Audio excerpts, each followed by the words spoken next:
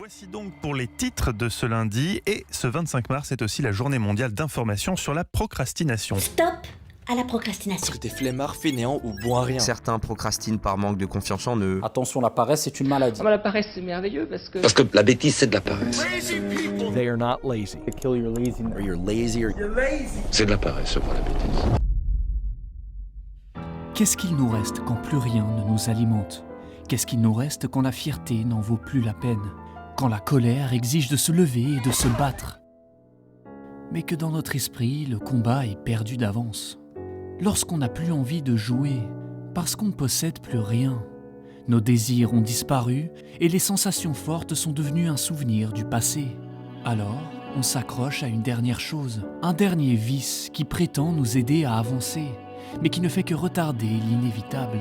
Un mensonge de l'esprit, un état pire que l'ivresse. Je parle bien évidemment de celui de la paresse.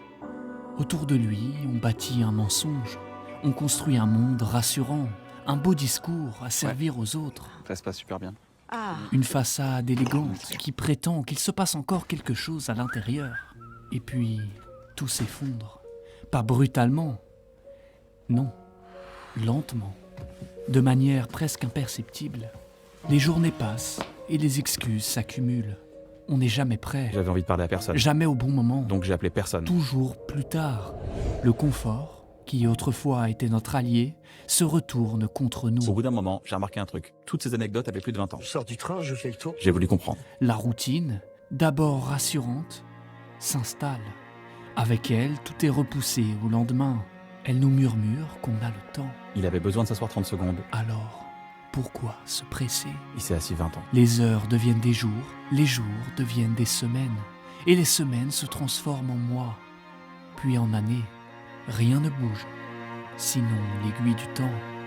Alors les proches s'inquiètent. Je me suis demandé comment il en est arrivé là. Ils se posent des questions.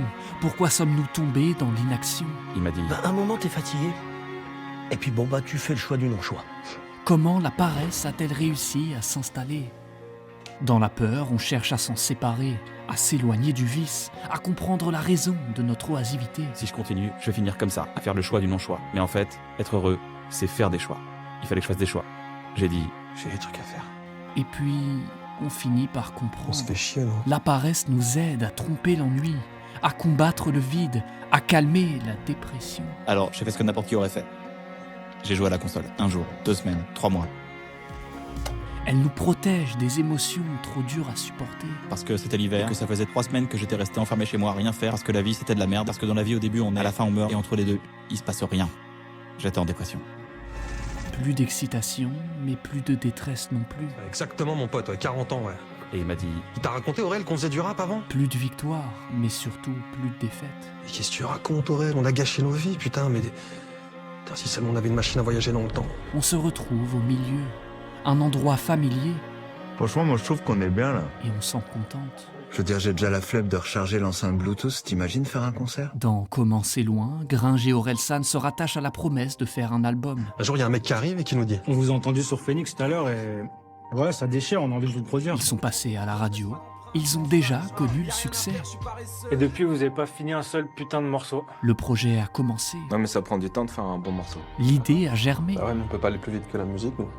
Arrête de te foutre de ma gueule, Gringe. Vous avez fait 7 maquettes en 5 ans. Mais le finir, C'est parce qu'on essaye de faire un clip. ce serait le rendre réel et accepter l'idée d'échouer. Fallait réfléchir avant. On dirait que t'en as rien à foutre. On n'arrête pas de charbonner, on bosse, vous foutez rien. Tout est normal.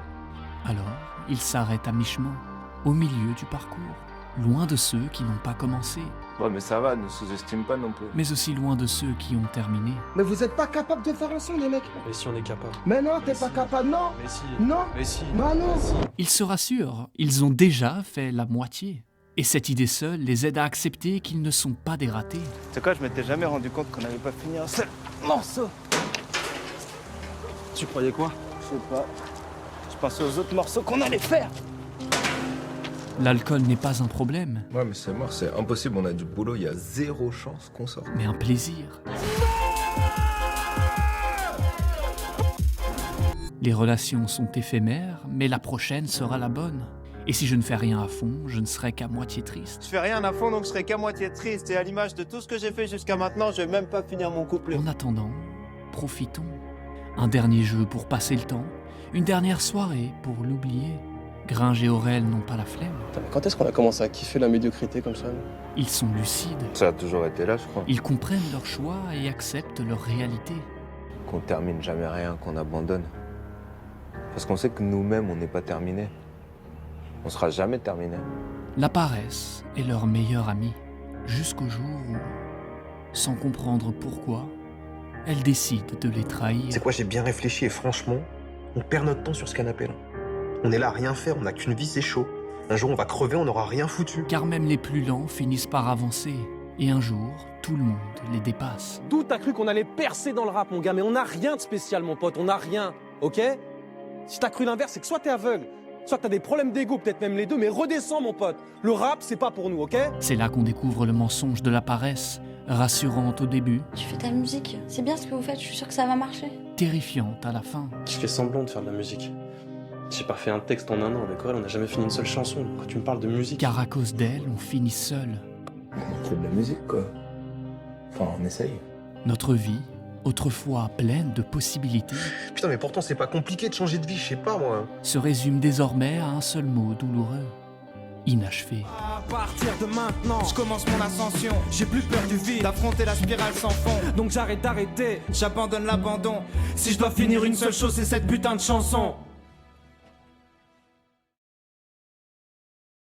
Justement, à propos de la vraie vie, Bojack, qu'avez-vous fait après l'annulation de la série? C'était quand même il y a 18 ans. Excellente question, Charlie. J'ai...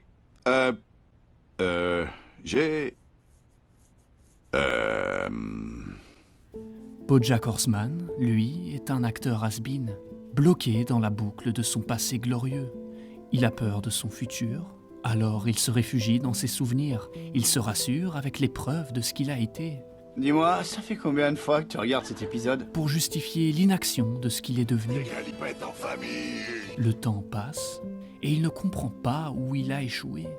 Ou plutôt, il refuse de comprendre. Les traumatismes de son enfance sont des blessures impossibles à cautériser. Tu ne peux compter sur personne, Bojack. Il faut que tu saches ça. Et parce qu'elle t'apprend bien ça, c'est une bonne mère. Tout le monde devient responsable de sa situation. Tout le monde, sauf lui. Tu dois comprendre que ce qui ne va pas, c'est toi, ta personne. C'est pas l'alcool ou les drogues qui te sont arrivés au cours de ta carrière. Ou ton enfance. C'est toi. Tu piges? C'est toi. Là où Gringe et Orelsan sont bienveillants, par refus de responsabilité, ils ne jugent pas, ne critiquent pas, ne perdent pas leur temps avec ces futilités. Bojack, lui, sabote tout et tout le monde. Il détruit le futur des autres par peur de construire le sien. L'échec de ses proches le rassure sur sa propre incapacité à changer. Je ne vois pas de quoi vous parlez. On n'a jamais passé d'accord, vous et moi. Mais pour les uns comme pour les autres, le résultat est le même. On crée une boucle, rassurante ou destructrice, familière ou dangereuse. Une boucle dans laquelle on se perd, jusqu'à ce qu'il soit trop tard.